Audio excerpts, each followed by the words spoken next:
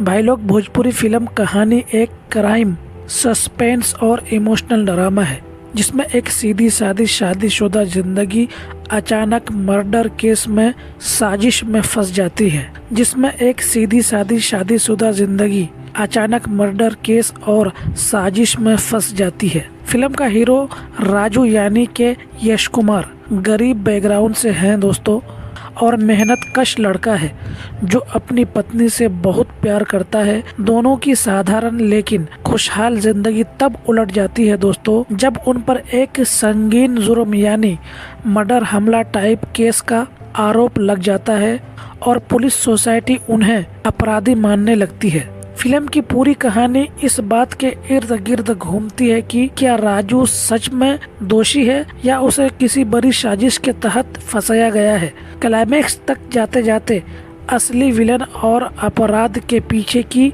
वजह सामने आती है दोस्तों।